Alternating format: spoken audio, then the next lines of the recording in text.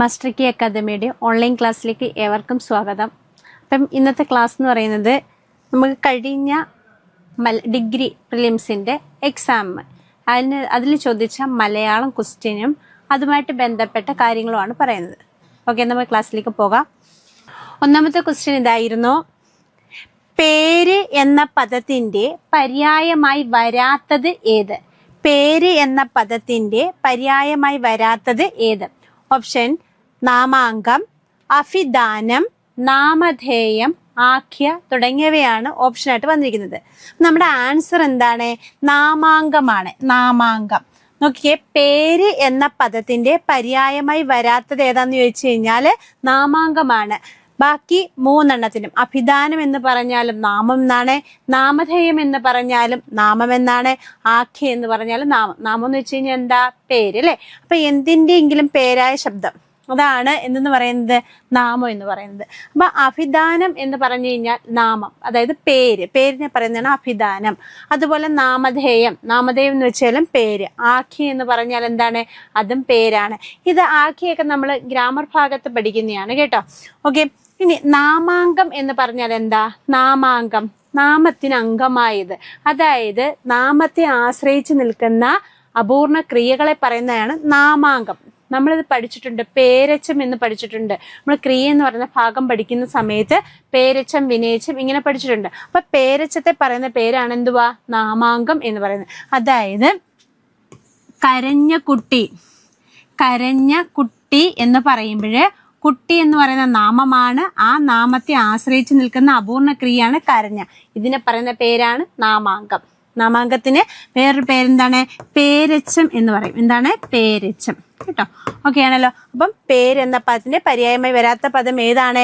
നാമാങ്കം എന്നുള്ളതാണ്. ക്ലിയർ ആയല്ലോ? അടുത്തത് നോക്കിക്കേ. അടുത്തൊരു ക്വസ്റ്റ്യൻ ആണ്: ആമ്പൽ എന്ന പദത്തിന്റെ സമാന അർത്ഥമുള്ള ജോഡി ഏത്? അപ്പൊ നോക്കിക്കേ, ആമ്പൽ എന്ന പദത്തിന്റെ സമാന അർത്ഥമുള്ള ജോഡി ഏത്? കൈരവം, കുവലയം ഒന്നാമത്തെ ഓപ്ഷൻ. രണ്ടാമത് കുമുദം, അക്ഷീപം. 3 കീരം, കുവലയം. 4-ാമത്തേതാണ് അംബുജം, പികം. അപ്പം നമ്മുടെ ആൻസർ ഏതാന്ന് ചോദിച്ചു കഴിഞ്ഞാൽ കൈരവും കുവലയവുമാണ്. കൈരവും കുവലയവും ഇതിന്റെ മീനിങ് എന്ത് തന്നെയാണ്? ആമ്പൽ എന്നാണ് അല്ലേ? നോക്കാം. കുമുദം എന്ന് പറഞ്ഞാൽ എന്താ? കുമുദം, കുമുദത്തിന്റെ അർത്ഥം എന്താ? ആമ്പൽ എന്നാണ്. കുമുദം എന്ന് വെച്ച് കഴിഞ്ഞാൽ എന്താണ്? ആമ്പൽ. അക്ഷീപം എന്ന് പറഞ്ഞാൽ എന്താണ്? ഉപ്പിനെയാണ് അക്ഷീപം എന്ന് പറയുന്നത്, ഉപ്പ്. ഇനി കീരം എന്ന് പറഞ്ഞാൽ എന്താ? കീരം എന്ന് പറഞ്ഞാൽ തത്ത എന്നാണ്. കീരം എന്ന് പറഞ്ഞാൽ എന്താണ്? തത്ത. കുവലയും എന്താന്ന് നമ്മൾ പറഞ്ഞു? ആമ്പലാണെന്ന് പറഞ്ഞു അല്ലേ? ഇനി നോക്കിക്കേ, അംബുജം എന്താ? അംബുജം താമരയാണ്. അംബുജം താമര. പികം എന്ന് പറഞ്ഞാൽ എന്താണ്? പികം എന്ന് വെച്ച് കഴിഞ്ഞാൽ കുയിൽ എന്നാണ്. പികം എന്ന് പറഞ്ഞാൽ എന്താണ്? കുയില്. അപ്പൊ നോക്കിക്കേ, ആമ്പൽ എന്ന പദത്തിന്റെ സമാനാർത്ഥമുള്ള, നമ്മളിവിടെ എഴുതിയിരിക്കുന്ന സമ്മാനം എന്നാണ്, തെറ്റാണ്. സമാനാർത്ഥമുള്ള ജോഡി എന്നാണ് കേട്ടോ. അപ്പൊ കൈരവം, കുവലയം. കൈരവം എന്ന് വെച്ച് കഴിഞ്ഞാൽ കുവലയം എന്നൊക്കെ പറഞ്ഞു കഴിഞ്ഞാൽ എന്ത് തന്നെയാണ്? ആമ്പലാണ്. പിന്നെ കുമുദം എന്ന വാക്കിന്റെ അർത്ഥവും ആമ്പൽ എന്നാണ്. എന്നാൽ അക്ഷീപം എന്ന വാക്കിന്റെ അർത്ഥം എന്താണ്? ഉപ്പ് എന്നാണ്. അക്ഷീപം ഉപ്പ്. കീരം തത്തയാണ്. അംബുജം താമരയാണ്. പികം എന്ന് വെച്ച് കഴിഞ്ഞാൽ എന്താണ്? കുയിലാണ്. ക്ലിയർ ആണോ? നമുക്ക് കുറച്ച് ഈ പരീക്ഷകൾക്ക്, മുൻ പരീക്ഷകൾക്കൊക്കെ ചോദിച്ചിട്ടുള്ള കുറച്ച് പര്യായ പദങ്ങൾ പറയുകയാണ്. അപ്പൊ ശ്രദ്ധിക്കുക. ആമ്പൽ, ആമ്പലിന്റെ എന്താണ്? ആമ്പലിന്റെ കൈരവം, കുവലയം, കുമുദം തുടങ്ങിയവയൊക്കെ ആമ്പലിന്റെ പര്യായ പദങ്ങളാണ്. ഓക്കെ, ഉപ്പ്. അപ്പൊ ഉപ്പിനെ നമുക്ക് പഠിക്കാം: ലവണം, സാമുദ്രം, ഊഷകം, വസിരം, അക്ഷീപം. അപ്പൊ നോക്കിയേ, ലവണം, സാമുദ്രം, ഊഷകം, വസിരം, അക്ഷീപം. എന്താണത്? ഉപ്പാണ് അല്ലെ? നോക്കിക്കേ, തത്ത. തത്തയുടേത് ശുകം, ശാരിക, കീരം. തത്ത എന്നുള്ളതിനത് ശുകം, ശാരിക, കീരം. അടുത്ത് നോക്കിയേ, കുയില്. കുയിലിന്റെ പര്യായ പദങ്ങളാണ് കോകിലം, കളകണ്ഠം, കാകപുഷ്ടം, പരഭൃതം, വനപ്രിയം. അപ്പൊ കുയിലിന്റെ പര്യായ പദങ്ങൾ എന്തൊക്കെയാണ്? പികം ഉണ്ട്. പികം. അപ്പൊ കോകിലം, കളകണ്ഠം, കാകപുഷ്ടം, പരഭൃതം, വനപ്രിയം, പികം. ഇതൊക്കെ എന്തിന്റെയാ? കുയിലിന്റെ പര്യായ പദങ്ങളാണ്. അപ്പൊ ആമ്പല്, കൈരവം, കുവലയം, കുമുദം. ഉപ്പ്, ലവണം, സാമുദ്രം, ഊഷകം, വസിരം, അക്ഷീപം. തത്ത, ശുകം, ശാരിക, കീരം. കുയില്, കോകിലം, കളകണ്ഠം, കാകപുഷ്ടം, പരഹൃതം, വനപ്രിയം. ഓക്കെ ആണല്ലോ. വനപ്രിയം പികം. ഓക്കെ. അടുത്തത് താമര. ഒരുപാട് പരീക്ഷകൾക്ക് ചോദിച്ചിട്ടുള്ളതാണ് താമര. അംബുജം. അംബുജം താമരയാണ്. നളിനം, പത്മം, നീരജം, വാരിജം, രാജീവം, പുഷ്കരം, ജലജം, അരവിന്ദം, സാരസം. ഇതെല്ലാം എന്തിന്റെ പര്യായപദങ്ങളാ? താമര എന്നുള്ളതിന്റെ പര്യായപദങ്ങളാണ്. ഏതൊക്കെയാണ്? അംബുജം, നളിനം, പത്മം, നീരജം, വാരിജം, രാജീവം, പുഷ്കരം, ജലജം, അരവിന്ദം, സാരസം. ഇതൊക്കെ എന്തിന്റെയാണ്? നമ്മൾ താമര എന്നുള്ളതിന്റെ പര്യായപദങ്ങളാണ്. അത് ജലം എന്നുള്ള വാക്കിന്റെ കൂടെ ജലം എന്ന അർത്ഥം വരുന്ന ഒരു പദത്തിന്റെ കൂടെ ജം എന്ന് വരികയാണെങ്കിൽ അത് താമര എന്നുള്ളതാണ് അർത്ഥം കാണിക്കുന്നത് കേട്ടോ. ഇനി നോക്കിക്കേ, അമ്മ. ജനനി, തായ, ജനിത്രി, ജനയിത്രി, അംബ, പ്രസു, മാതാവ്. അപ്പൊ നോക്കിയേ, അമ്മ എന്നുള്ളതിന്റെ പര്യായ പദങ്ങള് ജനനി, ജനിത്രി, ജനയിത്രി, തായ, അംബു, പ്രസു, മാതാവ്. ഓക്കെ. ആകാശം. ആകാശം എന്നുള്ളതിൻ്റെ വാനം, ഗഗനം, വ്യോമം, ദ്യോവ്. ദ്യോവ് ഈ ഇടയ്ക്ക് ചോദിച്ചിട്ടുണ്ടായിരുന്നു കേട്ടോ. ദ്യോവ്, നഫസ്, മാനം, വാനം. മാനം വാനമാണ്. മാനം വാനം. വിഹായസ്, അമ്പരം. ഇതൊക്കെ എന്താണ്? ആകാശം എന്ന്. ഈ അമ്പരത്തിന് വേറൊരു അർത്ഥം കൂടുണ്ട്. അമ്പരം വസ്ത്രം എന്നുള്ള അർത്ഥമുണ്ട്, ആകാശം എന്നുള്ള അർത്ഥമുണ്ട്. ഓക്കെ. അടുത്ത് നോക്കിയേ, കലപ്പ. കലപ്പയുടെ സീരം, ഹലം, ഗോദാരണം, ലാംഗലം. ഇനി കുതിര. കുതിരയുടെ നമുക്ക് ഒരുപാട് പരീക്ഷയ്ക്ക് ചോദിച്ചിട്ടുണ്ട്. അശ്വം, ഹയം, വാജി, തുരങ്കം, ഹേഷി. അപ്പൊ നോക്കിക്കേ, താമര, അംബുജം, നളിനം, പത്മം, നീരജം, വാരിജം, രാജീവം, പുഷ്കരം, ജലജം, അരവിന്ദം, സാരസം. അമ്മ ജനനി, തായ, ജനിത്രി, ജനയിത്രി, അംബ, പ്രസു, മാതാവ്. ആകാശം വാനം, ഗഗനം, വ്യോമം, ദ്യോവ്, നഫസ്, മാനം. വാനം ദാ ഇവിടെ കിടപ്പുണ്ട് കേട്ടോ. വാനം. വിഹായസ്, അമ്പരം. ഇനി കലപ്പ. സീരം, ഹലം, ഗോദാരണം, ലാംഗലം. കുതിരയുടേത് അശ്വം, ഹയം, വാജി, തുരകം, ഹേഷി. ഇതൊക്കെ എന്തിന്റെയാണ്? കുതിരയുടെ പര്യായപദങ്ങളാണ്. ക്ലിയർ ആണോ? അടുത്ത ശ്രദ്ധിക്കുക, നിലാവ്. നിലാവിന്റെ പര്യായപദങ്ങളാണ് ചന്ദ്രിക, ജോത്സന, ജോത്സനി എന്നാണ്, ജോത്സന, കൗമുദി, ചന്ദ്രകാന്തം. നിലാവിന്റെ എന്തൊക്കെയാണ്? ചന്ദ്രിക, ജോത്സന, കൗമുദി, ചന്ദ്രകാന്തം. മഞ്ഞ്. ഹിമം, തുഷാരം, തുഹിനം, നീഹാരം, പ്രാലേയം. അപ്പൊ എന്താണ് മഞ്ഞിൻ്റെത്? ഹിമം, തുഷാരം, തുഹിനം, നീഹാരം, പ്രാലേയം. ഓക്കെ. കള്ളം. വ്യാജം, പൊളി, കൈതവം. വ്യാജം, പൊളി, കൈതവം. കൈതവം കള്ളം, കൈരവം എന്തായിരുന്നു? ആമ്പലായിരുന്നു അല്ലേ? കഴുത്ത്. ഗ്രീവം, കന്തരം, കണ്ടം, ഗളം. ഇതൊക്കെ എന്താണ്? കഴുത്താണ്. ഗ്രീവം, കന്തരം, കണ്ടം, ഗളം. ആമ. കച്ചപം, കമഠം, കൂർമ്മം. ആമയുടെ പര്യായപദങ്ങള് കച്ചപം, കമഠം, കൂർമ്മം. ബുദ്ധി. ദിക്ഷണ, മനീഷ, പ്രജ്ഞ, മതി, മേധ, ധി. ദിഷണ, മനീഷ, പ്രജ്ഞ, മതി, മേധ, ധി എന്നൊക്കെ പറഞ്ഞു കഴിഞ്ഞാൽ എന്താണ്? ബുദ്ധി എന്നാണ്. ബുദ്ധി. അപ്പൊ നിലാവ്, ചന്ദ്രിക, ജോത്സന, കൗമുദി, ചന്ദ്രകാന്തം. മഞ്ഞ്, ഹിമം, തുഷാരം, തുഹിനം, നീഹാരം, പ്രാലേയം. കള്ളം. വ്യാജം, പൊളി, കൈതവം. കഴുത്ത്. ഗ്രീവം, കന്തരം, കണ്ടം, ഗളം. ആമ. കച്ചപം, കമഠം, കൂർമ്മം. ബുദ്ധി. ദിഷണ, മനീഷ, പ്രജ്ഞ, മതി, മേധ, ധി. ഓക്കെ ആണല്ലോ. അടുത്ത ക്വസ്റ്റ്യൻ, മൂന്നാമത്തെ ക്വസ്റ്റ്യൻ ആണ്.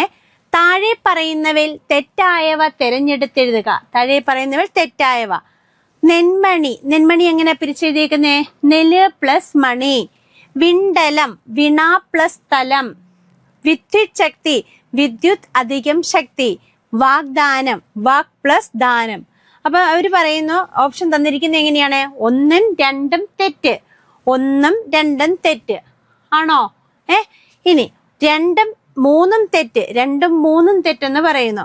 ഇനിയോ 3ഉം 4ഉം തെറ്റാണെന്ന് പറയുന്നു. ഇനിയോ 2, 4 തെറ്റ്. അപ്പൊ നമ്മുടെ ആൻസർ എന്താണ്? 2, 4 തെറ്റ്. അതായത് അവസാനത്തെയാണ്, ഡി ആണ് ഓപ്ഷൻ 2, 4 തെറ്റ് എന്നുള്ളതാണ്. അപ്പൊ നെന്മണി എന്ന പദത്തിൽ നമ്മൾ പിരിച്ചെഴുതുന്നത് എങ്ങനെയാ? നെല്ല് പ്ലസ് മണി എന്നും പിരിച്ചെഴുതാം, നെൽ പ്ലസ് മണി എന്നും പിരിച്ചെഴുതാം കേട്ടോ. അതായത് ഇല്ലെന്ന് പറയുന്നത് നമുക്കറിയാം എന്തിന് തുല്യ? ഇല്ലെന്നുള്ളതിന് തുല്യമാണ് കേട്ടോ. ലു എന്ന് പറയുന്നത് ഇല്ലിന് തുല്യമാണ് എന്ന് ഓർക്കുക. ലു എന്ന് പറയുന്നത് എന്തിന് തുല്യമാണ്? ഇല്ലിന് തുല്യമാണ്. ഓക്കെ, അപ്പൊ നെന്മണിയെ നമുക്ക് ഈ 2 രീതിയിലും എഴുതാവുന്നതാണ്. അടുത്ത എന്താ? വിണ്ടലം. വിണ്ടലം എങ്ങനെയാ പിരിച്ചെഴുതുന്നത്? വിൺ പ്ലസ് തലം എന്നാണ്. വിണ്ടലത്തെ നമ്മൾ പിരിച്ചെഴുതുന്നത് എങ്ങനെയാ? വിൺ പ്ലസ് തലം എന്നാണ്. അപ്പൊ ഇവിടെ കിടക്കുന്നത് എന്താ? വിണ പ്ലസ് തലം. അപ്പൊ ഇത് തെറ്റല്ലേ? ഇനി വിദ്യുത് ശക്തി എന്ന പദം പിരിച്ചെഴുതുന്നത് എങ്ങനെയാ? വിദ്യുത് അധികം ശക്തി. അത് ശരിയായിട്ടാണ് തന്നിരിക്കുന്നത്. ഇനി വാഗ്ദാനം. വാഗ്ദാനം, വാക്ക് ദാനം ചെയ്യുന്നില്ലേ? അപ്പൊ ഇവിടെ വാഗ്ദാനം, വാക്കല്ലേ വരേണ്ടത്. അപ്പൊ ഇവിടെ തെറ്റാണ് തന്നിരിക്കുന്നത്. പിരിച്ചെഴുതുന്നത് എങ്ങനെയാണ്? വാക്ക് പ്ലസ് ദാനം എന്നാണ് എഴുതേണ്ടത്. മനസ്സിലായോ പറഞ്ഞത്? അപ്പൊ ഈ ഗാ വരുമ്പോഴേക്ക് നമ്മൾ ശ്രദ്ധിക്കേണ്ട കാര്യം, പിരിച്ചെഴുതുമ്പോൾ അതെന്തായിട്ട് മാറുന്നുണ്ട്? കായായിട്ട്, ക ആയിട്ട് മാറുന്നുണ്ട്. അപ്പൊ നോക്കിക്കേ, നെന്മണി, നെല് പ്ലസ് മണി, വിണ്ടലം, വിണ പ്ലസ് തലം, വിദ്യുത് ശക്തി, വിദ്യുത് അധികം ശക്തി, വാഗ്ദാനം, വാഗ് പ്ലസ് ദാനം. അപ്പൊ നമ്മുടെ ആൻസർ എന്താണ്? ഇതാണ് കേട്ടോ. അതായത് 2ഉം 4ഉം തെറ്റ് എന്നുള്ളതാണ് ഇതിന്റെ ആൻസർ. ബാക്കിയെല്ലാം എങ്ങനെ പിരിച്ചെഴുതുന്നത്? നെന്മണി, നെല്ല് പ്ലസ് മണി, വിണ്ടലം, വിൺ പ്ലസ് തല, വിദ്യുത് ശക്തി, വിദ്യുത് അധികം ശക്തി, വാഗ്ദാനം, വാക്ക് പ്ലസ് ദാനം. ഓക്കെ ആണോ? നമുക്ക് കുറച്ച് വാക്കുകൾ പിരിച്ചെഴുതിയത് എങ്ങനെ ചേർത്തെന്ന് നോക്കാം. ഓക്കെ,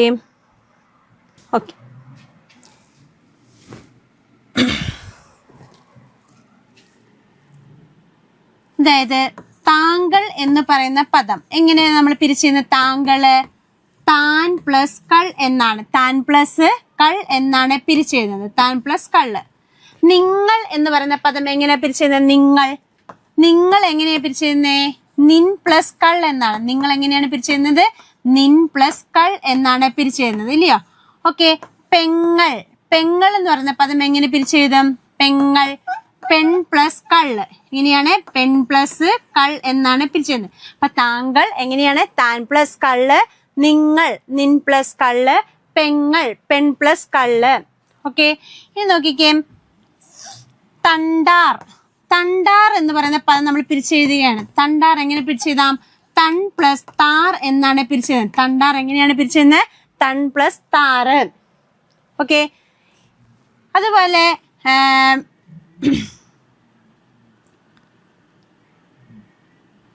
വിണ്ടലം നമ്മൾ പറഞ്ഞു. തണ്ടാർ. 800. 800 എന്ന് പറയുന്ന പദം നമ്മൾ പിരിച്ചെഴുതുകയാണ്. എൺ പ്ലസ് 100. എങ്ങനെയാണ്? എൺ പ്ലസ് 100. ഓക്കെ, അപ്പൊ ഇത് ശ്രദ്ധിക്കുക. കുറച്ച് പദങ്ങൾ പിരിച്ചെഴുതിയതാണ്. താങ്കൾ, താൻ പ്ലസ് കൾ താങ്കൾ, നിങ്ങൾ നിൻ പ്ലസ് കള്ള്, പെങ്ങൾ പെൺ പ്ലസ് കള്ള്, തണ്ടാർ തൺ പ്ലസ് താർ, 800 എൺ പ്ലസ് 100. ഇങ്ങനെയാണ് പിരിച്ചെഴുതുന്നത് കേട്ടോ. കുറച്ച് വാക്കുകൾ ഉണ്ട്, അത് നമുക്ക് പറഞ്ഞുതരാം. ഓക്കെ, ഇനി അടുത്ത ഒരു ക്വസ്റ്റ്യനിലേക്ക് പോകാം. ചുവടെ കാണുന്ന ജോഡികളിൽ ശരിയായവ ഏത്? നോക്കിയേ, ദൃഢപ്രതീക്ഷ. ദൃഢപ്രതീക്ഷ എന്നുള്ളത് നമുക്ക് എങ്ങനെ പിരിക്കാം? പിരിച്ചല്ല, നമുക്ക് എങ്ങനെ അതിനെ ഘടകപദങ്ങളാക്കാം എന്നുള്ളതാണ് ഇവിടെ പറയുന്നത്. ഘടകപദങ്ങളാക്കാം. ദൃഢപ്രതീക്ഷ, അതിന് ദൃഢമായ പ്രതീക്ഷ. ഘടകപദങ്ങൾ അല്ലെങ്കിൽ വിഗ്രഹിക്കുക എന്ന് പറയുന്ന ഒരു ഭാഗമാണ് ഇത് കേട്ടോ. അപ്പൊ ദൃഢപ്രതീക്ഷ അതിനെങ്ങനെ നമ്മൾ വിഗ്രഹിച്ചു? ദൃഢമായ പ്രതീക്ഷ അല്ലെ ഘടകപദങ്ങളാക്കി. കഥാരൂപം. കഥാരൂപം എങ്ങനെയാ? കഥയുടെ രൂപം. കഥാരൂപം കഥയുടെ രൂപം. ദീപ്തഭാവം. ദീപ്തഭാവം. ദീപ്തഭാവം തന്നിരിക്കുന്ന ഓപ്ഷൻ ഇതായിരുന്നു. ദീപ്തമാർന്ന ഭാവം എന്നാണ്. ലളിത നൃത്തം, ലളിതയുടെ നൃത്തം എന്നാണ്. അപ്പം ഇതിൽ ശരിയായത് എഴുതാനാണ് ചോദിച്ചിരിക്കുന്നത്. അപ്പൊ ശരിയായത് ഏതൊക്കെയാണ്? 1ഉം 2ഉമാണ് ശരി. ദൃഢപ്രതീക്ഷ എന്നുള്ളത് ദൃഢമായ പ്രതീക്ഷയും കഥാരൂപം എന്നുള്ളത് കഥയുടെ രൂപം എന്നുള്ളതാണ് ശരി. ഇനി ദീപ്തഭാവം, അതിന് നമുക്ക് ദീപ്തമായ ഭാവം എന്നാണ് പറയേണ്ടത്. എങ്ങനെയാ പറയേണ്ടത്? ദീപ്തമായ ഭാവം. ദീപ്തമായ ഭാവം. ലളിത നൃത്തം എന്നുള്ളതോ? ലളിതയുടെ നൃത്തമാണോ? അല്ല, ലളിതമായ നൃത്തം. ലളിത നൃത്തം എങ്ങനെയാണ് നമ്മൾ വിഗ്രഹിക്കുന്നത്?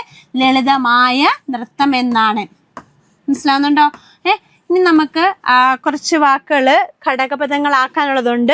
അപ്പം അതൊന്ന് ശ്രദ്ധിക്കുക.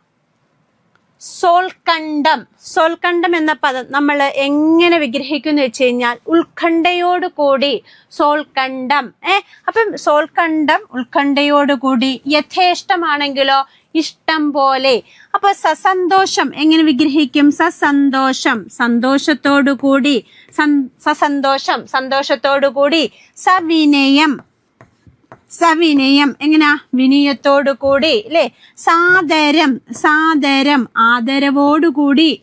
ഇങ്ങനെയാണ് വിഗ്രഹിക്കുന്നത്. സാ വരുമ്പം കൂടി എന്നുള്ള രീതിയിലാണ് നമ്മൾ അതിനെ വിഗ്രഹിക്കേണ്ടത്. അപ്പൊ സോൽക്കണ്ഠം എന്ന് പറയുമ്പോൾ ഉത്കണ്ഠയോട് കൂടി. സ പ്ലസ് ഉത്കണ്ഠ, അങ്ങനെയാണ് സോൽക്കണ്ഠം എന്ന് വരുന്നത് കേട്ടോ. സ പ്ലസ് ഉത്കണ്ഠം, സോൽക്കണ്ഠം. അപ്പം സാ വന്നു കഴിഞ്ഞു കഴിഞ്ഞാൽ എങ്ങനെയാണ് നമ്മളത് ചേർക്കേണ്ട? കൂടി എന്നുള്ള രീതിയിലായിരിക്കണം വിഗ്രഹിക്കേണ്ടത്. അപ്പം യഥേഷ്ടമാണെങ്കിലോ ഇഷ്ടം പോലെ. ഭക്തിപൂർവം, ഭക്തിയോടുകൂടി. ഓക്കെ. മാതൃഭൂമി പത്രം. മാതൃഭൂമി പത്രം. മാതൃഭൂമി പത്രം, മാതൃഭൂമി എന്ന് പറഞ്ഞൊരു പത്രത്തിന്റെ പേരാണ്. അപ്പൊ ഒരു പേര് നമ്മൾ പറയുമ്പോഴേ എന്ന് ചേർത്ത് വിഗ്രഹിക്കണം. അപ്പൊ മാതൃഭൂമി പത്രം, മാതൃഭൂമി എന്ന പത്രം. ഓക്കെ. നളനൃപൻ. നളനൃപൻ, നളൻ എന്ന നൃപൻ. നളനൃപൻ എങ്ങനെ വിഗ്രഹിക്കുന്നേ? നളൻ എന്ന നൃപൻ.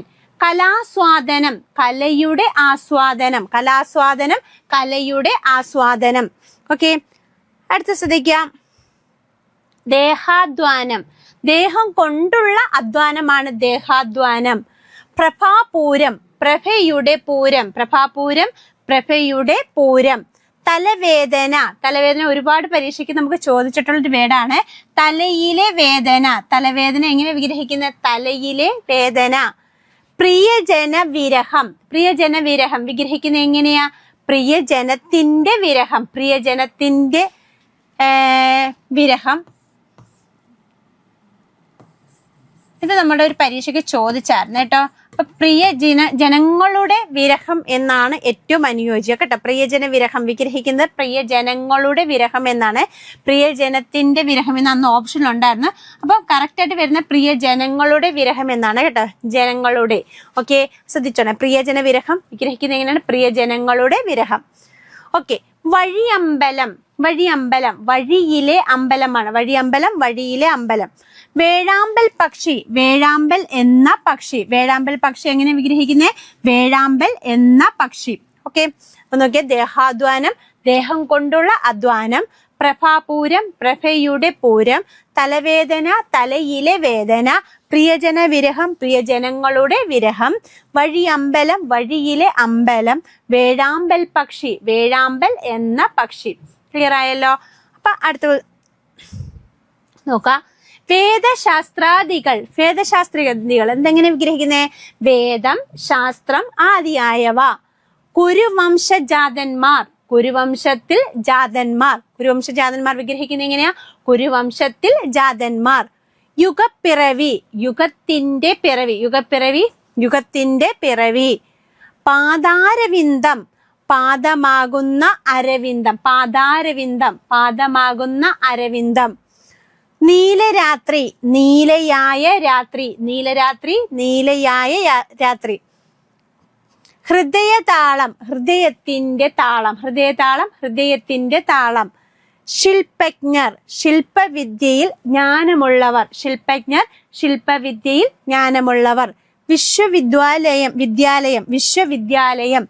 വിശ്വമാകുന്ന വിദ്യാലയം. വിശ്വമാകുന്ന വിദ്യാലയം. വേദശാസ്ത്രാദികൾ, വേദം, ശാസ്ത്രം ആദിയായവ. കുരുവംശജാതന്മാർ, കുരുവംശത്തിൽ ജാതന്മാർ. യുഗപ്പിറവി, യുഗത്തിന്റെ പിറവി. പാദാരവിന്ദം, പാദമാകുന്ന അരവിന്ദം. നീലരാത്രി, നീലയായ രാത്രി. ഹൃദയതാളം, ഹൃദയത്തിന്റെ താളം. ശില്പജ്ഞർ, ശില്പവിദ്യയിൽ ജ്ഞാനമുള്ളവർ. വിശ്വവിദ്യാലയം, വിശ്വമാകുന്ന വിദ്യാലയം. ക്ലിയർ ആയോ? വീരാപദാനം.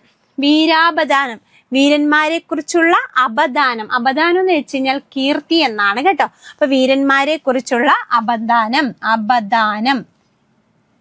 ഗ്രാമശ്രീ, ഗ്രാമത്തിന്റെ ശ്രീ, ഗ്രാമശ്രീ, ഗ്രാമത്തിന്റെ ശ്രീ. പള്ളവേദന, തലവേദന പറഞ്ഞ കൊണ്ട് തന്നെയാണ് പള്ളവേദന, പള്ളയിലെ വേദന.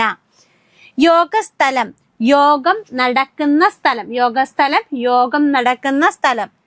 കാഞ്ചന കാഞ്ചി, കാഞ്ചനം കൊണ്ടുള്ള കാഞ്ചി, കാഞ്ചന കാഞ്ചി, കാഞ്ചന കൊണ്ടുള്ള കാഞ്ചി. കടമിഴിക്കോൺ, കടമിഴിയിലെ കോൺ, കടമിഴിക്കോൺ, കടമിഴിയിലെ കോൺ. സുവർണലിപി, സുവർണ നിറത്തിലുള്ള ലിപി, സുവർണലിപി, സുവർണ നിറത്തിലുള്ള ലിപി. അപ്പൊ വീരാപദാനം, വീരന്മാരെ കുറിച്ചുള്ള അപദാനം. ഗ്രാമശ്രീ, ഗ്രാമത്തിന്റെ ശ്രീ. പള്ളവേദന, പള്ളയിലെ വേദന. യോഗസ്ഥലം, യോഗം നടക്കുന്ന സ്ഥലം. കാഞ്ചന കാഞ്ചി, കാഞ്ചനം കൊണ്ടുള്ള കാഞ്ചി. കടമിഴിക്കോൺ, കടമിഴിയിലെ കോണ്. സുവർണലിപി, സുവർണ നിറത്തിലുള്ള ലിപി. ക്ലിയർ ആയോ? ഓക്കെ, അടുത്ത ക്വസ്റ്റ്യൻ ആണ് മക്കത്തായം പിരിച്ചെഴുതുന്നത് എങ്ങനെയാണെന്ന്. മകൾ പ്ലസ് തായം, മക്കൾ പ്ലസ് തായം, മക്ക പ്ലസ് തായം, മക്കൾ പ്ലസ് തായം. ഏതാണ്? മക്കൾ പ്ലസ് തായം. ബി ആണ് നമ്മുടെ ആൻസർ, മക്കത്തായം പിരിച്ചെഴുതുക. അപ്പൊ നമ്മൾ ഇവിടെയാണ് കുറച്ച് വാക്കുകൾ തന്നിട്ടുണ്ട്. അതായത് പിരിച്ചെഴുതിയിട്ട് എങ്ങനെയാണ് ചേർത്തെന്നുള്ള രീതിയിൽ ഇവിടെയാണ് തന്നിരിക്കുന്നത്. അപ്പൊ ഒന്ന് ശ്രദ്ധിക്കുക കേട്ടോ. അത് നമ്മുടെ പരീക്ഷകൾക്ക് ചോദിച്ചാണ്. അപ്പൊ ഇത് രണ്ട് രീതിയിലും ചോദിക്കും, പിരിച്ചെഴുതാനും ചോദിക്കും, ചേർത്തെഴുതാനും ചോദിക്കും. ഓക്കെ, അപ്പൊ പ്രീവിയസ് ആയിട്ട് വന്നിട്ടുള്ളത് മാത്രമേ നമ്മൾ ഉൾപ്പെടുത്തിയിട്ടുള്ളൂ. നോക്കാം. ഋഗ് അധികം വേദം, ഋഗ് അധികം വേദം എങ്ങനെ പിരിച്ചെഴുതുന്നത്? ഋഗ് നമ്മൾ നേരത്തെ പറഞ്ഞു കായാണ് വന്നിരിക്കുന്നത്, പിരിച്ചെഴുതിയപ്പോ കാ വന്നു. അപ്പൊ ചേർത്തും എങ്ങനെ വരണം? ഗായ ആയിരിക്കണം അല്ലേ? അപ്പൊ ഋഗ് അധികം വേദം, ഋഗ്വേദം. ഓക്കെ, അടുത്ത് നോക്കിയേ. ഹൃത് അധികം വികാരം, ഹൃത് അധികം വികാരം. താ വന്നിരിക്കുന്നു.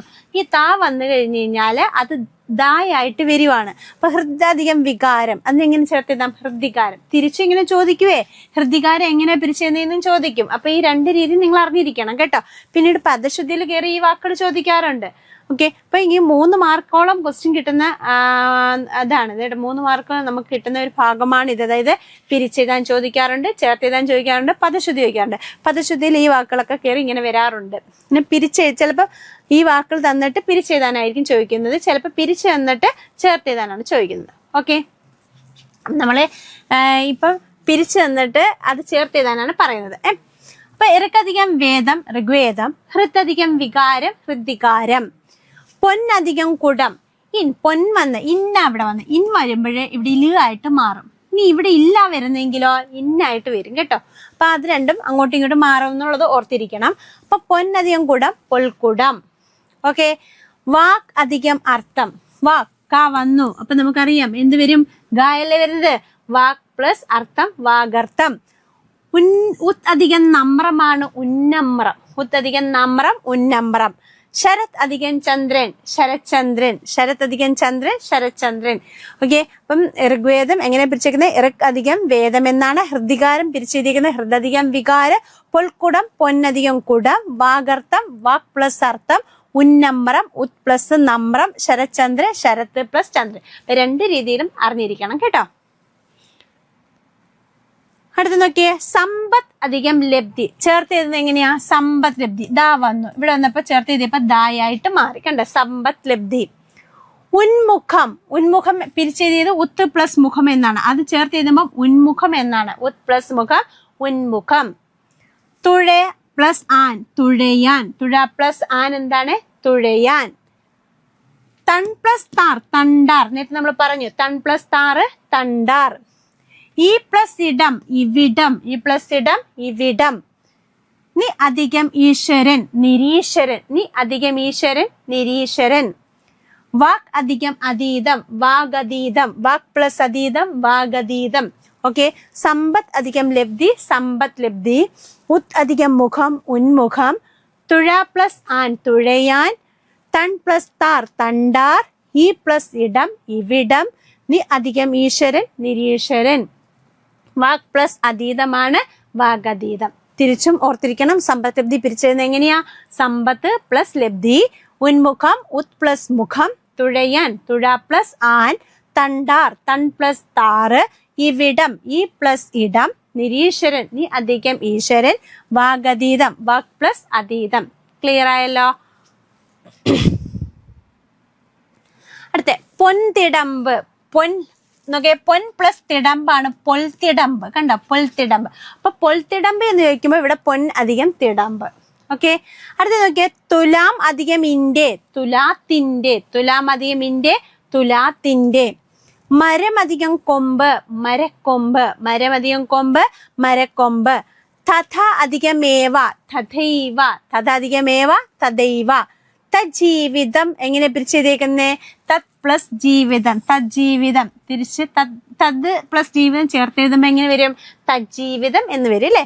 ഉദ്ധരണം, ഉദ് പ്ലസ് ഹരണം, ഉദ് പ്ലസ് ഹരണം. അപ്പൊ നോക്കിയേ, പൊന്നധികം തിടമ്പ്, പൊൽത്തിടമ്പ്. തുലാം അധികം ഇന്റെ, തുലാത്തിന്റെ. മരമധികം കൊമ്പ്, മരക്കൊമ്പ്. തഥാ പ്ലസ് ഏവ, തഥൈവ. തദ് പ്ലസ് ജീവിതം, തജ്ജീവിതം. തദ് പ്ലസ് ജീവിതം, തജ്ജീവിതം. ഓക്കെ. ഉദ്ധരണം, ഉദ്ധരണം പിരിച്ചെഴുതിയൊക്കെ എങ്ങനെയാ? ഉദ് പ്ലസ് ഹരണം.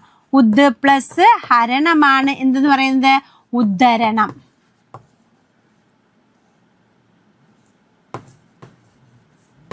ഉദ് പ്ലസ് ഹരണം, ഉദ്ധരണം. ഓക്കെ. അടുത്ത് നോക്കിയേ, ധനുഷ്പാണി. ധനുഷ്പാണി പിരിച്ചെഴുതിയത് എങ്ങനെയാണ്? ധനുഷ്പാണി, ധനുസ് പ്ലസ് പാണി, ധനുസ് പ്ലസ് പാണി. ചെപ്പേട് എന്നുള്ളത് എങ്ങനെ പിരിച്ചെഴുതാം? ചെമ്പ് പ്ലസ് ഏട്, ചെപ്പേട്, ചെമ്പ് പ്ലസ് ഏട്. 800, എൺ പ്ലസ് 100. മഹച്ചരിതം, മഹത് അധികം ചരിതം. നമുക്ക് നോക്കിയേ, ധനുസ് പ്ലസ് പാണി എന്ന് വെച്ച് കഴിഞ്ഞാൽ ധനുഷ്പാണി എന്നാണ്. ചെമ്പ് പ്ലസ് ഏടാണെങ്കിൽ ചെപ്പേട്. എൺ പ്ലസ് 100, 800. മഹത് അധികം ചരിതം, മഹച്ചരിതം. കേട്ടോ. അപ്പം പിരിച്ചെഴുതിയും ചേർത്തെഴുതിയും കൂടെ ചെയ്തിട്ടുണ്ട്. നോക്കി വേണം പഠിച്ചോണം കേട്ടോ. ഈ രണ്ട് ഭാഗങ്ങളും ക്ലിയർ ആക്കി പോണം. അടുത്ത് നോക്കിയേ, താഴ് പ്ലസ് കോൽ, താക്കോൽ. താഴ് പ്ലസ് കോൽ എന്താണ്? താക്കോൽ. വാമൊഴി, വായ് പ്ലസ് മൊഴിയാണ് വാമൊഴി. കടൽ പ്ലസ് പുറമാണ് കടപ്പുറം. നോക്കിക്കേ, താഴ് പ്ലസ് കോൽ താക്കോൽ. വായ് പ്ലസ് മൊഴിയാണ് വാമൊഴി. കടൽ അധികം പുറമാണ് കടപ്പുറം. ഓക്കെ. പായ് അധികം കപ്പൽ, പായ് അധികം കപ്പൽ പാക്കപ്പലാണ്, പാക്കപ്പൽ. തത് അധികം ത്വം ആണ് തത്വം, തത് അധികം ത്വം തത്വം. നവ പ്ലസ് ഉദ്ധാനം, നവോത്ഥാനം. നവ പ്ലസ് ഉദ്ധാനം, നവോത്ഥാനം. സു പ്ലസ് ആഗതം, സ്വാഗതം. സു പ്ലസ് ആഗതം, സ്വാഗതം. വിദ്യുത് അധികം ശക്തി, വിദ്യുത് ശക്തി. വിദ്യുത് അധികം ശക്തി, വിദ്യുത് ശക്തി. അപ്പൊ പായ് അധികം കപ്പൽ, പാക്കപ്പൽ. തത് അധികം ത്വം, തത്വം. നവ പ്ലസ് ഉദ്ധാനം, നവോത്ഥാനം. സു അധികം ആഗതം, സ്വാഗതം. വിദ്യുത് അധികം ശക്തി, വിദ്യുത് ശക്തി. ഓക്കെ ആണല്ലോ. അപ്പൊ പിരിച്ചെഴുത്തും ചേർത്തെഴുത്തും ഇതിനകത്ത് വരുന്നുണ്ട്. വൃത്തിയായിട്ട് പഠിക്കുക കേട്ടോ. ഓക്കെ. അടുത്ത ക്വസ്റ്റ്യനിലേക്ക് നമ്മൾ പോവുകയാണ്. ചുവടെ കാണുന്ന പുല്ലിംഗ സ്ത്രീലിംഗ ജോഡികളിൽ ശരിയേത്? കവി, കവയത്രി. വിദ്വാൻ, വിദ്വത്തി. പ്രഭു, പ്രഭി. തരുണൻ, തരുണി. ഇത് പറയുന്നു 1ഉം 2ഉം ശരിയാണെന്ന് പറയുന്നു, 2ഉം 4ഉം ശരിയെന്ന് പറയുന്നു, 1ഉം 4ഉം ശരിയെന്ന് പറയുന്നു, 3ഉം 4ഉം ശരി എന്നാണ്. ഇതിൽ ഏതാ ശരി? 3ഉം 4ഉമാണ് ശരി. കവി എന്നുള്ളതിന്റെ സ്ത്രീലിംഗം എങ്ങനെ വരും? കവയിത്രി എന്നാണ് കേട്ടോ. കവി, കവയിത്രി. വിദ്വാനോ വിദുഷിയാണ്, വിദ്വാൻ വിദുഷിയാണ്. ഓക്കെ. നമുക്ക് കുറച്ച് പുല്ലിംഗ സ്ത്രീലിംഗ ജോഡികൾ നോക്കാം. എപ്പോഴും നിങ്ങൾ ശ്രദ്ധിക്കേണ്ട ഒരു കാര്യം, ഞാൻ കഴിഞ്ഞ പ്രാവശ്യവും ഞാൻ പറഞ്ഞു തന്ന കാര്യമാണ്. അതായത് ക്വസ്റ്റ്യനകത്ത് പുല്ലിംഗ സ്ത്രീലിംഗ ജോഡി എന്ന് പറയുമ്പോൾ നിങ്ങൾ ആദ്യം നോക്കേണ്ടത് പുല്ലിംഗമാണോ എന്ന് നോക്കുക, പിന്നീട് തന്നിരിക്കുന്ന സ്ത്രീലിംഗമാണോ എന്ന് നോക്കുക കേട്ടോ. ഇനി അങ്ങനെ തന്നിട്ടില്ല, ഇപ്പം പറയുകയാണ് ശരിയായിട്ടുള്ള സ്ത്രീലിംഗ പുല്ലിംഗ ജോഡി എന്ന് പറയുന്നു. അപ്പൊ സ്ത്രീലിംഗ പുല്ലിംഗ ജോഡി എന്ന് പറയുമ്പോൾ ആദ്യം തരേണ്ടത് സ്ത്രീലിംഗവും പിന്നീട് തരേണ്ടത് എന്താണ്? പുല്ലിംഗവുമാണ്. അപ്പൊ അങ്ങനെ തന്നിട്ടുള്ളത് ഇതിപ്പോ സ്ത്രീലിംഗ പുല്ലിംഗ ജോഡിയിൽ ഏതാണ് ശരിയെന്ന് നിങ്ങളോട് ചോദിക്കുമ്പോൾ തന്നിരിക്കുന്ന ചിലപ്പോൾ പുല്ലിംഗ സ്ത്രീലിംഗ ജോഡിയിലായിരിക്കും. അപ്പൊ ഈ രീതിയിൽ, അതായത് ഈ ഓർഡറിലാണോ തരുന്നതെന്ന് നോക്കണം. എല്ലാ ഓപ്ഷനും അതേ കണക്ക് തന്നെയാണോ എന്ന് നോക്കിയിട്ട് വേണം ആൻസർ ചെയ്യാൻ കേട്ടോ. അപ്പൊ ഇതൊരിക്കലും പരീക്ഷയ്ക്ക് ചോദിച്ചതാണ്. ശരിയായിട്ടുള്ള സ്ത്രീലിംഗ പുല്ലിംഗ ജോഡി എന്ന് ചോദിച്ചിട്ട് തന്നതെല്ലാം പുല്ലിംഗം സ്ത്രീലിംഗമായിരുന്നു. എന്നിട്ട് നമുക്ക് ക്വസ്റ്റ്യൻ ഇങ്ങനെയായിരുന്നു, എല്ലാം ശരിയാണ്, എല്ലാം തെറ്റാണ്, 1 2 ശരി, 2 4 ശരി, ഈ രീതി തന്നു. പക്ഷെ നമുക്ക് ആൻസർ നമ്മൾ നോക്കുമ്പം എല്ലാം ശരിയായിട്ടാണ് തന്നിരിക്കുന്നത്. പക്ഷെ ആദ്യം തന്നിരിക്കുന്നത് പുല്ലിംഗം, പിന്നെ തന്നിരിക്കുന്നത് സ്ത്രീലിംഗമാണ്. ചോദിച്ച ക്വസ്റ്റ്യൻ സ്ത്രീലിംഗം പുല്ലിംഗ ജോഡി എന്നാണ്. അപ്പം നമ്മൾ എന്ത് എഴുതി വെക്കും? തന്നിരിക്കുന്ന എല്ലാം ശരിയായത് കാണുമ്പോൾ നമ്മൾ എന്ത് ചെയ്യും? എല്ലാം ശരി എഴുതും. പക്ഷെ അതിന്റെ ആൻസർ വന്നപ്പോഴേ എല്ലാം തെറ്റ് എന്നുള്ളതായിരുന്നു കേട്ടോ. അതുകൊണ്ട് നിങ്ങൾ ശ്രദ്ധിക്കണം, തരുന്ന കാര്യം, അതായത് ആദ്യം തരുന്നത് സ്ത്രീലിംഗമാണോ പുല്ലിംഗമാണോ എന്ന് നോക്കണം. അല്ലെങ്കിൽ തന്നിരിക്കുന്ന എങ്ങനെയാണോ ആ രീതിയിലാണോ തന്നിരിക്കുന്ന, ഓർഡറിലാണോ തന്നിരിക്കുന്നത് നോക്കിയിട്ട് വേണം ആൻസർ ചെയ്യാൻ. ഓക്കെ, നമുക്ക് കുറച്ച് എതിർലിംഗങ്ങൾ പഠിക്കാം. പ്രീവിയസ് ആണ്. കവി എന്നുള്ളതിന്റെ എതിർലിംഗം കവയിത്രി എന്നാണ്. ലേഖകൻ ലേഖിക, അഭിനേതാവ് അഭിനേത്രി, ശ്രോതാവ് ശ്രോത്രി, കാന്തൻ കാന്ത, കേമൻ കേമി, ഏകാഗി ഏകാഗിനി. നോക്കിയേ, കവി കവയിത്രി, ലേഖകൻ ലേഖിക, അഭിനേതാവ് അഭിനേത്രി, ശ്രോതാവ് ശ്രോത്രി, കാന്തൻ കാന്ത, കേമൻ കേമി, ഏകാഗി ഏകാഗിനി. ഭ്രാതാവ് സ്വസ്താവ് അല്ലെങ്കിൽ ഭഗിനി, സമ്പാദകൻ സമ്പാദിക, ഫോജി ഫോജിനി, ചാതകം ചാതകി, വിദ്വാൻ വിദുഷി, സന്യാസി സന്യാസിനി, അപരാധി അപരാധിനി, പ്രസാദകൻ പ്രസാദിക, ഗുരു ഗുർവി. അപ്പൊ പ്രാതാവ് സ്വസ്താവ് അല്ലെങ്കിൽ ഭഗിനി, സമ്പാദകൻ സമ്പാദിക, ഫോജി ഫോജിനി, ചാതകം ചാതകി, വിദ്വാൻ വിദുഷി, സന്യാസി സന്യാസിനി, അപരാധി അപരാധിനി, പ്രസാധകൻ പ്രസാധിക, ഗുരു ഗുർവി. നേതാവ് നേത്രി, പ്രഭു പ്രഭി, മഹാൻ മഹതി, ഭവാൻ ഭവതി, ഹസ്തി ഹസ്തിനി, നായകൻ നായിക, ജാമാതാവ് സ്നുഷ, മാതുലൻ മാതുലാനി, ഫാഗിനേയൻ ഫാഗിനേയി. അപ്പൊ നേതാവ് നേത്രി, പ്രഭു പ്രഭി, മഹാൻ മഹതി, ഭവാൻ ഭവതി, ഹസ്തി ഹസ്തിനി, നായകൻ നായിക, ജാമാതാവ് സ്നുഷ, മാതുലൻ മാതുലാനി, ഫാഗിനേയൻ ഫാഗിനേയി. കുറച്ച് എതിർലിംഗങ്ങൾ നമ്മൾ അല്ലാതെ കൂടെ ഒന്ന് പറയുവാണ്. അപ്പം തമ്പി എന്നുള്ളതിന്റെ എതിർലിംഗം തങ്കച്ചി, നമ്പ്യാർ നങ്ങ്യാർ, ചാക്യാർ ഇല്ലൊടമ്മ, കൈമൾ എന്താ കുഞ്ഞമ്മ, പണ്ടാല കോവിലമ്മ, മാടമ്പി കെട്ടിലമ്മ, അങ്ങന്ന് കൊച്ചമ്മ, നമ്പൂതിരി അന്തർജനം, പിഷാരടി പിഷാരസ്യർ അല്ലെങ്കിൽ ശാരസ്യാർ, പ്രഭു പ്രഭി, കവി കവയത്രി, ഗുരു ഗുർവി, വിദ്വാൻ വിദുഷി, വിധുരൻ വിധവ. പിന്നീട് നായർ നേത്യാർ അല്ലെങ്കിൽ അച്ചി അല്ലെ. ഓക്കെ, കാള പശു, പോത്ത് എരുമ, കലമാൻ പേടമാൻ, പൂവൻ പിട, കൊമ്പൻ പിടി. അതുപോലെ ഹസ്തി ഹസ്തിനി, കരി കരിണി, കമഠം കമഠി, കണ്ടൻ പൂച്ച ചക്കിപ്പൂച്ച അല്ലെ. പിന്നീട് നമ്മൾ പറഞ്ഞിട്ടുണ്ട് പിതാമഹൻ പിതാമഹി, മാതാമഹൻ മാതാമഹി, ശുശൂരൻ ശുശുറു, ജാമാതാവ് സ്നുഷ, പുത്രൻ പുത്രി, പൗത്രൻ പൗത്രി, ദൗഹിത്രൻ ദൗഹിത്രി, ഭാഗിനേയൻ ഭാഗിനേയി, മാതുലൻ മാതുലാനി. പിന്നെ നായകൻ നായിക, ഗായകൻ ഗായിക, ലേഖകൻ ലേഖിക, സമ്പാദകൻ സമ്പാദിക, പ്രസാദകൻ പ്രസാദിക, ബാലകൻ ബാലിക, അധ്യാപകൻ അധ്യാപിക, പണ്ഡിതൻ പണ്ഡിത, പഥികൻ പഥിക എന്നൊക്കെ. പിന്നീട് മോഷ്ടാവോ, മോഷ്ടാവ് എന്നുള്ളതിന്റെ എതിർലിംഗം മോഷ്ടി, കള്ളൻ കള്ളി, ചോരൻ ചോരി അല്ലേ. തേജസ്വി തേജസ്വിനി, പൂജാരി പൂജാരിണി, സ്വാമി സ്വാമിനി, യോഗി യോഗിനി. ഈ രീതിയിൽ നമ്മൾ കുറേയേറെ എതിർലിംഗങ്ങൾ പഠിച്ചിട്ടുണ്ട്. ഓക്കെ, അപ്പം ഇനി അടുത്ത ക്വസ്റ്റ്യനിലേക്ക് പോവുകയാണ്. അപ്പൊ ഇതെല്ലാം ഒന്ന് നോക്കിയിട്ട് വേണം പോകാൻ. അടുത്ത ക്വസ്റ്റ്യൻ ശ്രദ്ധിക്കുക.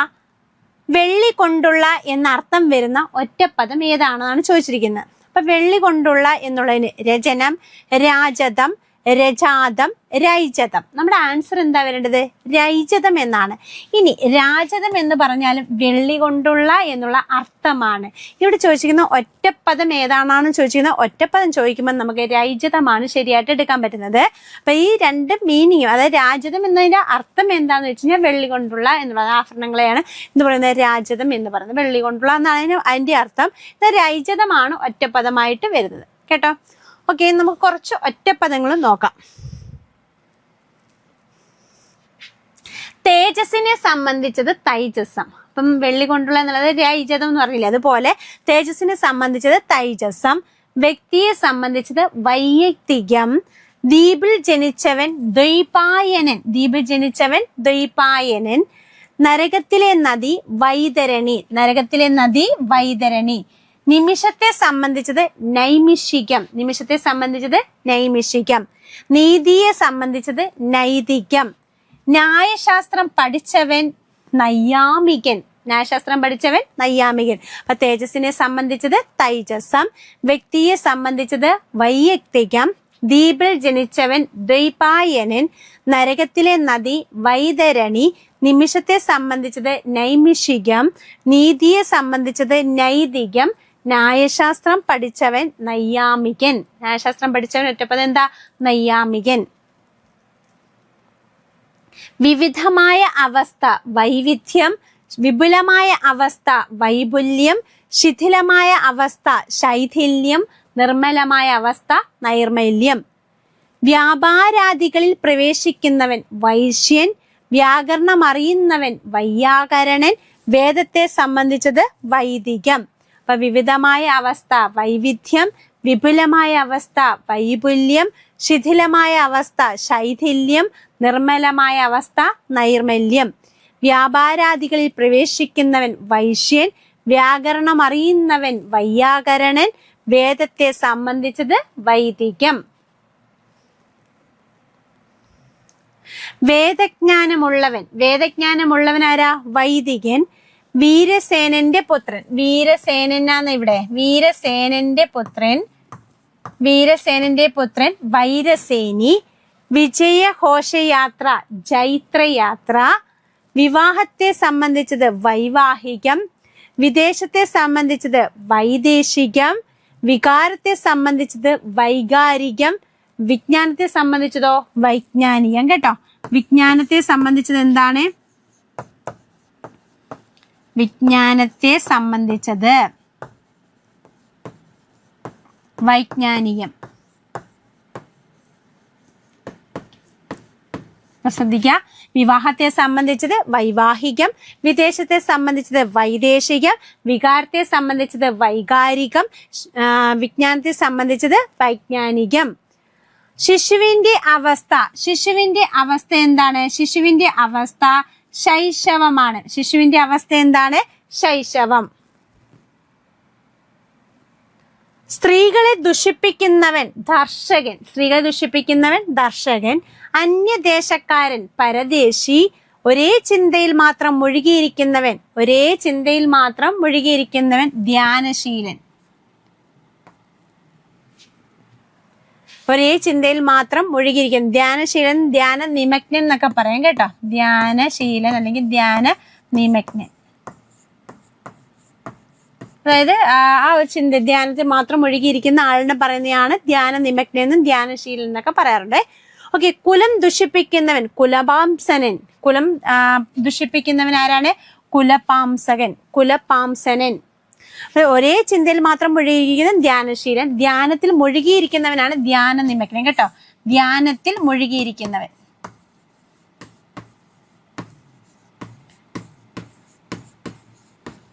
ധ്യാനത്തിൽ മുഴുകിയവൻ ധ്യാന നിമഗ്നൻ. കേട്ടോ, ഓക്കെ. കാൽമുട്ടുവരെ കൈ നീളമുള്ളവൻ, കാൽമുട്ടുവരെ കൈ നീളമുള്ളവൻ ആജാനുബാഹു.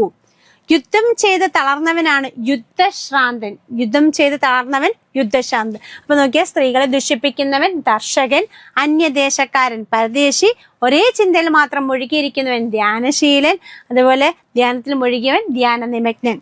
കുലം ദുഷിപ്പിക്കുന്നവൻ കുലപാംസനൻ, കാൽമുട്ട് വരെ കൈ നീളമുള്ളവൻ. ആജാനുബാഹു, യുദ്ധം ചെയ്ത് തളർന്നവൻ യുദ്ധശ്രാന്തൻ. യുദ്ധം ചെയ്ത് തളർന്നവൻ യുദ്ധശ്രാന്തൻ. ഓക്കെയാണോ? സ്വന്തം ധർമ്മത്തിൽ മുഴുകിയവൻ സ്വധർമ്മനിരതൻ. സ്വന്തം ധർമ്മത്തിൽ മുഴുകിയവനാണ് സ്വധർമ്മനിരതൻ. മെലിഞ്ഞ ശരീരമുള്ളവളാണ് കൃഷഗാത്രി. കൃഷഗാത്രി മെലിഞ്ഞ ശരീരമുള്ളവൾ. സ്വയം സംസാരം, നമ്മൾ സ്വയം സംസാരിക്കുമല്ലോ, അതിനെ ആത്മാലാപം എന്നാണ് ഒറ്റപ്പദം. ആത്മാലാപം. അത്യധ്വാനം കൊണ്ടുള്ള അവശത ഊപ്പാട്. ഈ ഇടയ്ക്ക് ചോദിച്ചതാണ് അത്യധ്വാനം കൊണ്ടുള്ള അവശത ഊപ്പാട്. ഉയരമുള്ളവനെ പറയുന്ന പേര് പ്രാംശു എന്നാണ്. ഒറ്റപ്പദം എന്താണ്? ഉയരമുള്ളവൻ, പ്രാംശു. ജീവനിൽ കൊതിയുള്ളവനാണ് പ്രിയാസു. എന്താണ്? പ്രിയാസു. ജീവനിൽ കൊതിയുള്ളവൻ പ്രിയാസു. അപ്പൊ സ്വന്തം ധർമ്മത്തിൽ മുഴുകിയവൻ സ്വധർമ്മനിരതൻ. മെലിഞ്ഞ ശരീരമുള്ളവൾ കൃഷഗാത്രി. സ്വയം സംസാരം ആത്മാലാപം.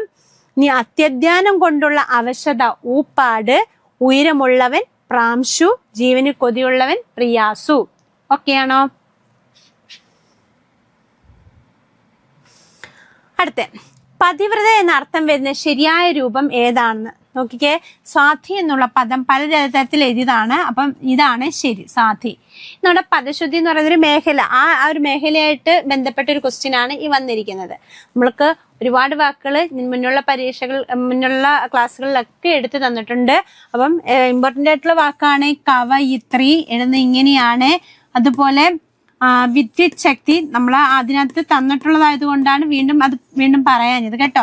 വിദ്യുത് ശക്തി. അതുപോലെ ശരചന്ദ്രൻ. പതിവ്രത. പതിവ്രത എന്ന് എഴുതുന്നത് ഇങ്ങനെയാണ് അല്ലെ, പതിവ്രത. അതുപോലെ പ്രദക്ഷിണം. ജഡായു എസ് ഡായ ആണ്. മടയൻ എന്ന് പറയുമ്പോഴും എന്താണ്? എസ് ഡായ ആണ് വരേണ്ടത് കേട്ടോ. ഓക്കെ. അതുപോലെ ഉള്ള വാക്കാണ് യാദൃച്ഛികം. യാദൃച്ഛികം ഒരുപാട് പരീക്ഷയ്ക്ക് ചോദിച്ചിട്ടുണ്ട്. യാദൃച്ഛികം എഴുതുന്നത് എങ്ങനെയാണ്? യാദൃച്ഛികം ചായും ഇച്ഛായും കൂടാണ് കേട്ടോ. യാദൃച്ഛികം ഇങ്ങനെയാണ് യാദൃച്ഛികം എഴുതുന്നത്. അതുപോലെ ഐച്ഛികം എന്ന് എഴുതുമ്പോഴും ഇങ്ങനെ തന്നെയാണ് ഐച്ഛികം കണ്ടോ. അപ്പൊ ഇങ്ങനെയൊക്കെയുള്ള വാക്കുകൾ നമ്മുടെ പദശുദ്ധി എന്ന് പറഞ്ഞൊരു മേഖലയായിട്ട് ബന്ധപ്പെട്ട് വന്നിരിക്കുന്ന ഒരു ക്വസ്റ്റ്യൻ ആണ്. അതുപോലെ അർത്ഥവ്യത്യാസം എന്ന് തന്നെ പറയാം, ആ രീതിയിലും വരുന്നൊരു ക്വസ്റ്റ്യൻ ആണ് ഇത് കേട്ടോ. അപ്പൊ യാദൃച്ഛികം, ഐച്ഛികം, മടയൻ, ജഡായു, അപ്പൊ ഇതേ രീതിയിൽ എഴുതണം കേട്ടോ. ഓക്കെ. അപ്പൊ ഈ ഒരു കുറച്ച് വാക്കുകളുണ്ട്. ആ വാക്കുകളൊക്കെ നമ്മൾ മുന്നേയുള്ള ക്ലാസ്സുകളിലും തന്നിട്ടുണ്ട്. അപ്പം ഇതും അതും എല്ലാം കൂടെ നിങ്ങൾ കണ്ടിട്ട് വേണം പോവാൻ പരീക്ഷയ്ക്ക്. അപ്പൊ കവയിത്രി, വിദ്യുത് ശക്തി, ശരചന്ദ്രൻ, പതിവ്രത, പ്രദക്ഷിണം, ജഡായു, മടയൻ, യാദൃച്ഛികം, ഐച്ഛികം, ഇതൊക്കെ എഴുതിയേക്കുന്നുണ്ടോ. അതുപോലെ പ്രവൃത്തി, നമ്മുടെ ഈ ഇടയ്ക്ക് പരീക്ഷയ്ക്ക് ചോദിച്ചൊരു വാക്കാ പ്രവൃത്തി. പ്രവൃത്തി ഇങ്ങനെയാണ് എഴുതേണ്ടത്, പ്രവൃത്തി കേട്ടോ. പീഡനം. ആഠ്യത കണ്ടോ, ഇതൊക്കെ ഇങ്ങനെയാണ് എഴുതേണ്ടത്, ആഠ്യത. ഓക്കെ. അടുത്ത ക്വസ്റ്റ്യനിലേക്ക് പോവുകയാണ്. ഏറ്റവും ശരിയായ വാക്യം ഏതാണെന്നാണ് ചോദിച്ചിരിക്കുന്നത്. തോട്ടണ്ടി ഇറക്കുമതി നയത്തിൽ നയവ്യതിയാനം വരുത്തി. തോട്ടണ്ടി ഇറക്കുമതി ഇനത്തിന്റെ കാര്യത്തിൽ നയവ്യതിയാനം വരുത്തി. തോട്ടണ്ടി ഇറക്കുമതി നയത്തിൽ മാറ്റം വരുത്തി. തോട്ടണ്ടി ഇറക്കുമതി നയത്തിൽ നയമാറ്റം വരുത്തി. അപ്പൊ ഇവിടെ എന്ന് പറയുന്നത് തോട്ടണ്ടി ഇറക്കുമതി നയത്തിൽ നയവ്യതിയാനം വരുത്തി. നയത്തിൽ വന്നു, നയവ്യതിയാനം വീണ്ടും വന്നു. അത് ഒരേ വാക്കുകൾ വീണ്ടും ആവർത്തിക്കുകയാണ് അല്ലെ. തോട്ടണ്ടി ഇറക്കുമതി ഇനത്തിന്റെ കാര്യത്തിൽ നയവ്യതിയാനം വരുത്തി. ഇറക്കുമതി ഇനത്തിന്റെ കാര്യത്തിൽ നയവ്യതിയാനം വരുത്തി, അവിടെയും തെറ്റാണത്.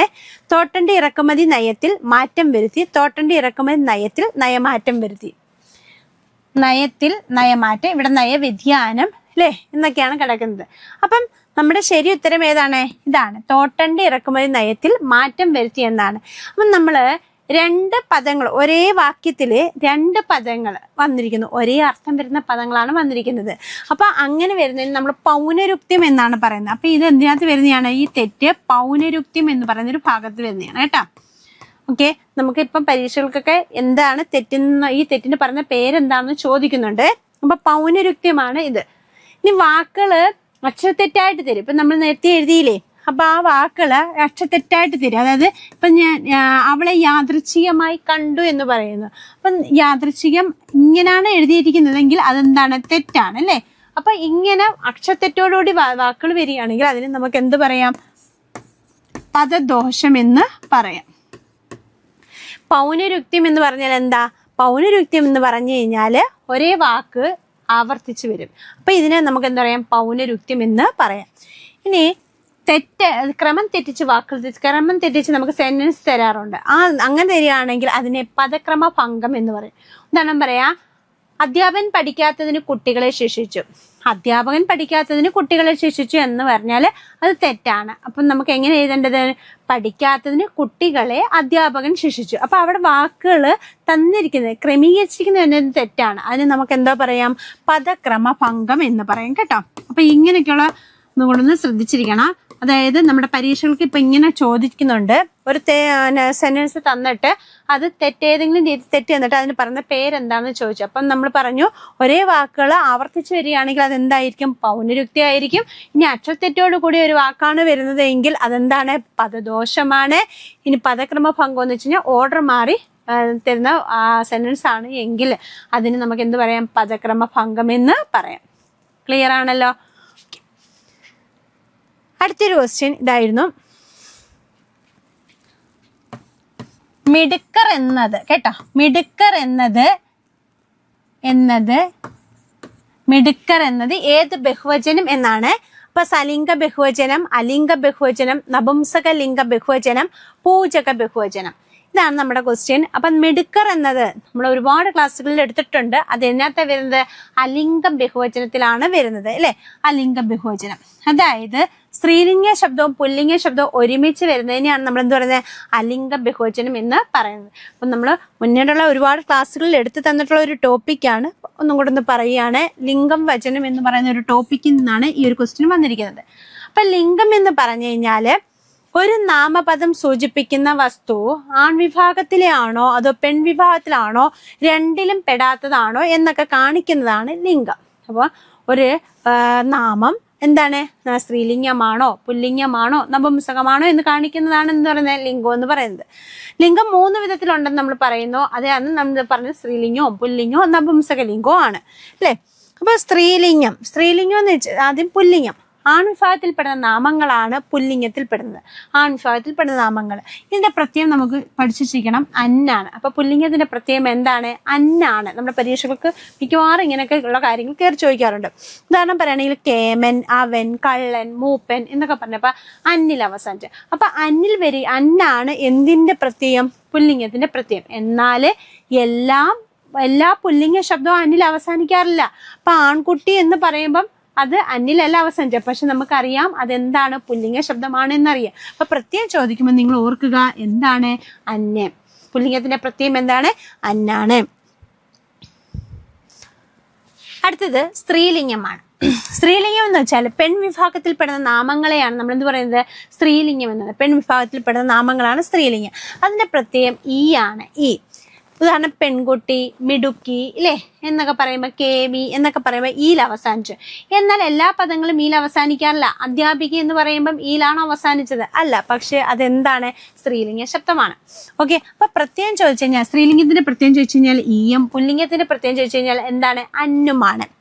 അടുത്ത എന്താ, നപുംസക ലിംഗമാണ്. നപുംസക ലിംഗം എന്ന് വെച്ച് കഴിഞ്ഞാൽ എന്താണ്, സ്ത്രീലിംഗമാണോ പുല്ലിംഗമാണോ എന്ന് തിരിച്ചറിയാൻ കഴിയാത്തതിന് നമ്മൾ പറഞ്ഞതാണ് നപുംസക ലിംഗം. ആൺപെൺ വിഭാഗത്തിൽ പെടാത്തതെല്ലാം എന്താണ്, നപുംസക ലിംഗമാണ് കേട്ടോ, നപുംസക ലിംഗം. ഓക്കെ. പ്രത്യയം അം അല്ലെങ്കിൽ ത്. അപ്പൊ അതിന്റെ പ്രത്യയം എന്താണ്, നപുംസക ലിംഗത്തിന്റെ പ്രത്യയം അം അല്ലെങ്കിൽ ത് ആണ്. ഉദാഹരണം പറയുകയാണെങ്കിൽ മരം, പാലം, കുടം, അത്, ഇത് എന്നൊക്കെ പറയുകയാണെങ്കിൽ അതെന്താണ്, അത് നപുംസക ലിംഗത്തിൽ വരുന്നതാണ്. എന്നാൽ ഇതിനകത്തും എല്ലാ പദങ്ങളും നപുംസക ലിംഗത്തിൽ വരത്തില്ല. നദി, മല ഇല്ലേ. അപ്പം ഇത് ഇത് നദി, മല തുടങ്ങിയവയെല്ലാം അമ്മിലെന്തെങ്കിലും അവസാനിക്കോ, ഇല്ല. എന്നാൽ ഇതെന്താ, നദി, മല എന്നൊക്കെ പറയുന്നത് അതും നപുംസക ലിംഗ ശബ്ദങ്ങളാണ് കേട്ടോ. ഓക്കെ. അപ്പൊ നോക്കിക്കേ, നമ്മൾ പറഞ്ഞത് ലിംഗത്തെ നമ്മൾ 3ആയിട്ട് തിരിച്ചു. 1 സ്ത്രീലിംഗം, 2 പുല്ലിംഗം, 3 നപുംസകലിംഗം. സ്ത്രീലിംഗം എന്ന് വെച്ച് കഴിഞ്ഞാൽ സ്ത്രീയെ കുറിക്കുന്ന ശബ്ദമാണ്, അതിന്റെ പ്രത്യയം ഈ ആണ്. പുല്ലിംഗം എന്ന് വെച്ച് കഴിഞ്ഞാൽ പുരുഷനെ കുറിക്കുന്ന ശബ്ദമാണ്, അതിന്റെ പ്രത്യയം എന്താണ്, അന്നാണ് അല്ലെ. സ്ത്രീലിംഗമാണോ പുല്ലിംഗമാണോ എന്ന് തിരിച്ചറിയാൻ കഴിയാത്തതാണ് നപുംസകലിംഗം. ഓക്കെ. ഇനി വേറൊരു വിഭാഗമുണ്ട്, അലിംഗം.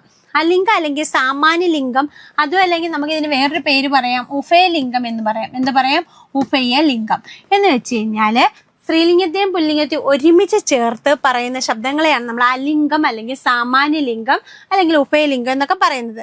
അപ്പോൾ ഉദാഹരണം യാചകർ, ഗായകർ, രോഗികൾ, വൃദ്ധർ എന്നൊക്കെ പറയുമ്പോൾ അതെന്താണ്? അത് അലിംഗത്തിൽ വരുന്നതാണ്. അതായത് അലിംഗം എന്ന് പറയുമ്പോൾ സ്ത്രീലിംഗവും വരും പുല്ലിംഗവും വരും. കുട്ടി അല്ലേ എന്നൊക്കെ പറയുമ്പോൾ കുട്ടി, ജനങ്ങൾ എന്നൊക്കെ പറയുമ്പോൾ ഇതിനകത്ത് വരും അലിംഗം അല്ലെങ്കിൽ സാമാന്യലിംഗം അല്ലെങ്കിൽ എന്തിൽ വരും?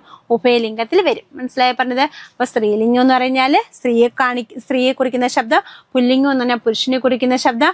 ഇനി നപുംസകലിംഗം എന്ന് വെച്ചാൽ സ്ത്രീലിംഗമാണോ പുല്ലിംഗമാണോ എന്ന് തിരിച്ചറിയാൻ കഴിയാത്തത്. ഇനി അലിംഗം അല്ലെങ്കിൽ സാമാന്യലിംഗം അതും അല്ലെങ്കിൽ ഉഭയലിംഗം എന്ന് പറഞ്ഞാൽ എന്താണ്? സ്ത്രീലിംഗത്തെയും പുല്ലിംഗത്തെയും ഒരുമിച്ച് ചേർത്ത് പറയുന്നതാണ് കേട്ടോ. ഓക്കെ ആണല്ലോ. വചനം എന്ന് പറയുന്ന ടോപ്പിക്കാണ്. അപ്പൊ വചനം എന്ന് പറഞ്ഞാൽ എന്താ? ഒരു നാമം ഒന്നോ അതിലധികമോ എന്ന് കാണിക്കാൻ നാമത്തിന്റെ ഒടുവിൽ വരുത്തുന്ന രൂപമാറ്റത്തെ പറഞ്ഞ പേരാണ് വചനം. ഒരു നാമം ഒന്നോ അതിലധികമോ എന്ന് കാണിക്കാൻ, അതിലധികമോ എന്ന് കാണിക്കാൻ നാമത്തിനൊടുവിൽ വരുത്തുന്ന രൂപമാറ്റം. വചനം രണ്ട് വിധമുണ്ട്. ഒന്ന് ഏകവചനവും രണ്ടെന്താണ്? ബഹുവചനവുമാണ്. ഏകവചനം എന്ന് വെച്ചാൽ ഒരു വസ്തുവിനെയോ വ്യക്തിയോ സൂചിപ്പിക്കുന്ന വചനമാണ് ഏകവചനം. അതിന് പ്രത്യയം ഉണ്ടോ? ഇല്ല. ഇനിയോ ഉദാഹരണം പുരുഷൻ എന്ന് പറയുന്നത് എന്നകത്ത് വരും?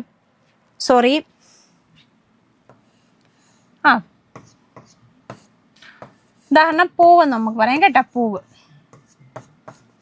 പുരുഷൻ എന്ന് പറഞ്ഞാൽ ഒന്നിനെ കാണിക്കുന്നത് തന്നെയാണ്, എന്നാലും നമ്മൾ അവിടെ പൂവെന്ന് പറയുന്നതാണ് ഉത്തമം കേട്ടോ. അപ്പോൾ ഒരു വസ്തുവിനെ വ്യക്തിയോ സൂചിപ്പിക്കുന്ന വചനമാണ് എന്ത് പറയുന്നത്?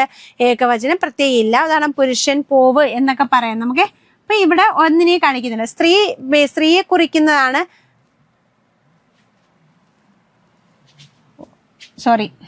പറയട്ടെ, പുരുഷൻ, സ്ത്രീ. ഓക്കെ, ഇതാണ്.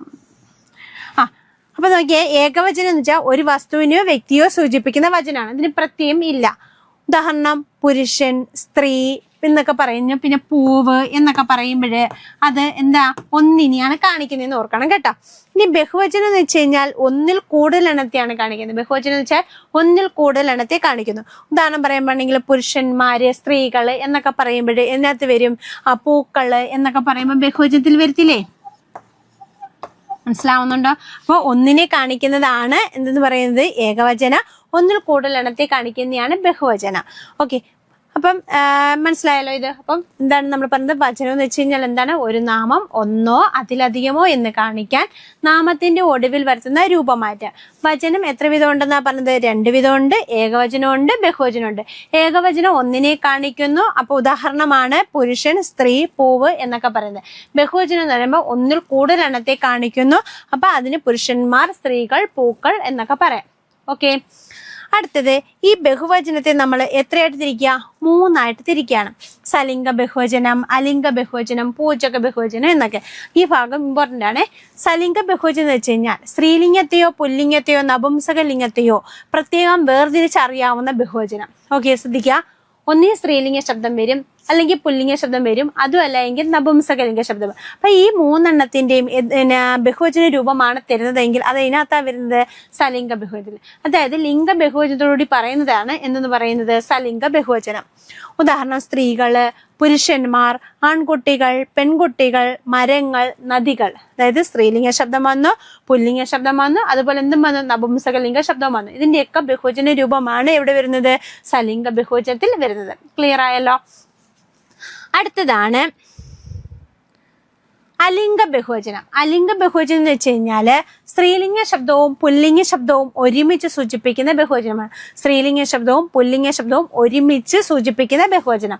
ഉദാഹരണം അധ്യാപകർ, ജനങ്ങൾ, കുട്ടികൾ, ഉദ്യോഗാർത്ഥികൾ, രോഗികൾ തുടങ്ങിയവയൊക്കെ ഇതിനകത്ത് വരും അലിംഗ ബഹുവചനം. അതായത് എന്താണ് നമ്മൾ പറഞ്ഞത്? സ്ത്രീലിംഗ ശബ്ദം, പുല്ലിംഗ ശബ്ദം, നപുംസകലിംഗ ശബ്ദത്തിന്റെയും വേർതിരിച്ച് അതിന്റെ ബഹുവചന രൂപമാണെങ്കിൽ സലിംഗ ബഹുവചനത്തിൽ വരും. അലിംഗ ബഹുവചനത്തിലാണെങ്കിൽ സ്ത്രീലിംഗ ശബ്ദവും പുല്ലിംഗ ശബ്ദവും ഒരുമിച്ച് വരുന്നതിന്റെ ബഹുവചന രൂപമാണ്. അപ്പൊ അധ്യാപകർ, ജനങ്ങള്, കുട്ടികൾ, ഉദ്യോഗാർത്ഥികൾ, രോഗികൾ അല്ലെ, ഇവിടെ എല്ലാം എന്ത് വന്നിട്ടുണ്ട്? രണ്ടു കൂട്ടരും വരുന്നുണ്ട്. ആണും വരും, പെണ്ണും വരും. അപ്പൊ ആണും പെണ്ണും ഒരുമിച്ച് വരുന്നതിന്റെ ബഹുവചന രൂപമാണ് എവിടെ വരേണ്ടതെന്ന് ഓർക്കണം? അലിംഗ ബഹുവചനം. അപ്പൊ മിടുക്കർ എന്ന് പറയുമ്പോൾ നമുക്കറിയാം മിടുക്കർ എന്നുള്ളത് നമ്മുടെ ക്വസ്റ്റ്യൻ വന്നത്. അപ്പൊ മിടുക്കർ എന്നുള്ളത് ആണും പെണ്ണും കൂടെ വരുന്നില്ലേ? ആണും വരും പെണ്ണും വരും. അങ്ങനെയാണെങ്കിൽ മിടുക്കൻ. എന്നാൽ മിടുക്കന്മാർ എന്നായിരുന്നുവെങ്കിൽ അതെന്നകത്ത് വന്നേനെ, സലിംഗ ബഹുവചനത്തിൽ വന്നേനെ. മിടുക്കർ എന്നുള്ളത് എന്താണ്, രണ്ടും വരുന്നതാണ്. അതുകൊണ്ട് അത് എന്താണ്, അലിംഗ ബഹുവചനമാണ്. അപ്പോൾ അധ്യാപകർ, ജനങ്ങൾ, കുട്ടികൾ, ഉദ്യോഗാർത്ഥികൾ, രോഗികൾ. ഇനി വിദ്യാർത്ഥികൾ അല്ലേ. ഇനി അതുപോലെ വിദ്യാർത്ഥികൾ, വിദ്യാർത്ഥിനികൾ എന്നാണെങ്കിലോ അത് സലിംഗ ബഹുവചനത്തിൽ പോകും. അധ്യാപകന്മാരെന്നോ അധ്യാപികമാരെന്നോ ആണെങ്കിൽ അത് സലിംഗ ബഹുവചനത്തിലാണ് പോകുന്നത്. എന്നാൽ അധ്യാപകർ എന്നുള്ളത് എവിടെ വന്നു, അലിംഗ ബഹുവചനത്തിൽ വന്നു. മനസ്സിലായ പറഞ്ഞത്. ഇനി ലാസ്റ്റത്തെയാണ് പൂജക ബഹുവചനം. എന്താ പൂജക ബഹുവചനം എന്ന് വെച്ച് കഴിഞ്ഞാൽ, ബഹുമാന സൂചകമായി ഏകവചനത്തിന്റെ അർത്ഥത്തിൽ ബഹുവചനം പ്രയോഗിക്കുന്നത്. പേര് പോലെ ഇതൊരു ബഹുവചനമൊന്നും അല്ല, ഒരു വ്യക്തിയെ കാണിക്കുന്ന ബഹുവചനമാണ്. ഇങ്ങനെ പ്രയോഗിക്കുന്നതിന്റെ കാരണം ആ വ്യക്തിയോടുള്ള ആദരവ് സൂചിപ്പിക്കാനാണ്.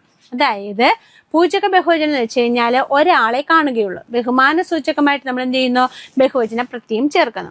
ഉദാഹരണം നമ്മൾ പറയാം, ചട്ടമ്പി സ്വാമികൾ. നമുക്കറിയാം ചട്ടമ്പി സ്വാമികൾ എന്ന് പറയുമ്പോൾ ഒരാളല്ലേ ഉള്ളു. പക്ഷെ നമ്മൾ പറയുമ്പോൾ സ്വാമികൾ എന്നല്ലേ പറയുന്നത്. തങ്ങൾ, മുസലിയാർ, വൈദ്യർ, ശാസ്ത്രികൾ, തമ്പ്രാക്കൾ, തിരുവടികൾ, നിങ്ങൾ, താങ്കൾ, അവർകൾ, ഇതെല്ലാം എന്താണ്, നമ്മുടെ പൂജക ബഹുവചനമാണ്. മനസ്സിലായ പറഞ്ഞത്. അപ്പൊ എന്താണ് പൂജക ബഹുവചനം എന്ന് വെച്ച് കഴിഞ്ഞാൽ ഒരാളെ കാണുകയുള്ളൂ, ബഹുമാന സൂചകമായിട്ട് ബഹുവചന പ്രത്യയം ചേർക്കുന്നതാണ് പൂജക ബഹുവചന. ഇനി സലിംഗ ബഹുവചനം എന്ന് പറഞ്ഞാൽ നമ്മൾ ഒന്നും കൂടെ പറയാണ്. സലിംഗ ബഹുവചനം എന്ന് വെച്ച് കഴിഞ്ഞാൽ എന്താണ്, സ്ത്രീലിംഗം, പുല്ലിംഗം, നപുംസകലിംഗം, ഇതിന്റെ മൂന്നിന്റെയും ബഹുവചന രൂപമാണ് സലിംഗ ബഹുവചനത്തിൽ വരുന്നത്. ഓക്കെ. അലിംഗ ബഹുവചനം എന്ന് വെച്ച് കഴിഞ്ഞാൽ എന്താണ്, സ്ത്രീലിംഗ ശബ്ദവും പുല്ലിംഗ ശബ്ദവും ഒരുമിച്ച് വരുന്നതിന്റെ ബഹുവചന രൂപമാണ്. ഇനി പൂജക ബഹുവചനം എന്ന് വെച്ച് കഴിഞ്ഞാൽ ഇവിടെ ഒരാളെ കാണുകയുള്ളൂ, ബഹുമാന സൂചകമായിട്ട് ബഹുവചന പ്രത്യയം ചേർക്കുന്നതാണ്.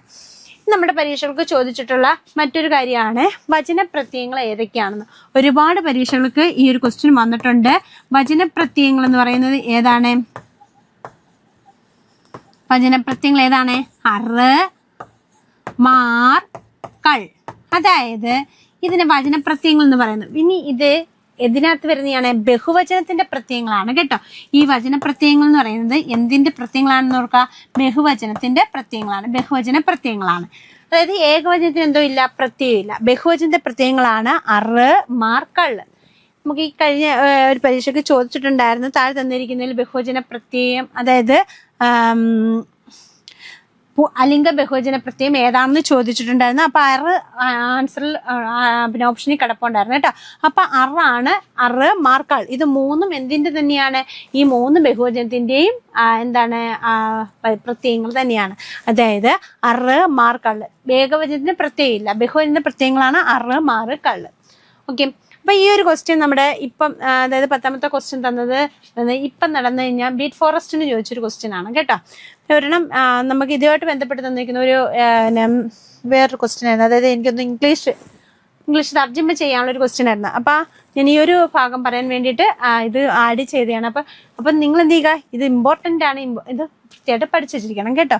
അപ്പം നമ്മൾ ഡിഗ്രി പ്രിലിംസിന് ചോദിച്ചിട്ടുള്ള ഒരു കുറച്ച് ക്വസ്റ്റ്യൻ, അതായത് 10ഓളം ക്വസ്റ്റ്യൻ ആണ് നമ്മൾ വർക്കൗട്ട് ചെയ്തത്. അപ്പം ഇത്രയും കാര്യങ്ങൾ നിങ്ങൾക്ക് ക്ലിയർ ആയോ? അപ്പം ഈ ഒരു ഇമ്പോർട്ടൻ്റ് ആയിട്ടുള്ള ഏറ്റവും ഇമ്പോർട്ടൻ്റ് ആയിട്ടുള്ള ഒരു ഭാഗമാണ് എന്ന് പറയുന്നത് വചനം എന്ന് പറയുന്നത്. ഈ ഒരു ഭാഗത്ത് നിന്ന് ഒരു 3 ക്വസ്റ്റ്യനോളം നമുക്ക് പ്രതീക്ഷിക്കാം. കാരണം ഈ ഒരു ഭാഗത്ത് വരുന്നതാണ് എതിർലിംഗങ്ങൾ എന്ന് പറഞ്ഞൊരു ഭാഗം. നമ്മൾ കുറച്ച് എതിർലിംഗങ്ങൾ പറഞ്ഞിട്ടുണ്ടായിരുന്നു. പിന്നീട് ലിംഗം എന്ന് പറയുന്ന ഒരു ഭാഗത്ത് നിന്നും നമുക്ക് ക്വസ്റ്റ്യൻ വരും. അതുപോലെ വചനം എന്ന് പറയുന്ന ഒരു ഭാഗത്ത് നിന്നും ഒരു ക്വസ്റ്റ്യൻ പ്രതീക്ഷിക്കാം. ഏകദേശം ഒരു 3ഓളം ക്വസ്റ്റ്യൻ നമ്മൾക്ക് പല പരീക്ഷകൾക്കും ചോദിച്ചിട്ടുണ്ട്. അപ്പം നിങ്ങൾ എന്ത് ചെയ്യുക, ക്വസ്റ്റ്യനും ഇതെല്ലാം ഒന്ന് നോക്കിയിട്ട് ഈ ഒരു ക്വസ്റ്റ്യൻ വർക്കൗട്ട് ചെയ്ത് ഇത് നന്നായിട്ട് പഠിച്ചിട്ടൊക്കെ പോവുക. അപ്പം നിങ്ങൾക്ക് ഒരുപാട് ഉപകാരപ്പെടും എന്ന് വിശ്വസിക്കുന്നു. അതുപോലെ കുറച്ച് ശൈലികളൊക്കെ പഠിക്കുക. ഓക്കെ. നമ്മൾ തന്നിട്ടുള്ള കുറേയേറെ ശൈലികളുണ്ട്, ശൈലികളിൽ നിന്നൊക്കെ ക്വസ്റ്റ്യൻ വരാറുണ്ട്. അപ്പം എല്ലാവരും നല്ല ആത്മവിശ്വാസത്തോടു കൂടി എന്ത് ചെയ്യുക, അപ്പോൾ ഈ പരീക്ഷ എഴുതുക. അപ്പം എല്ലാവർക്കും വിജയാശംസകൾ. Okay, thank you.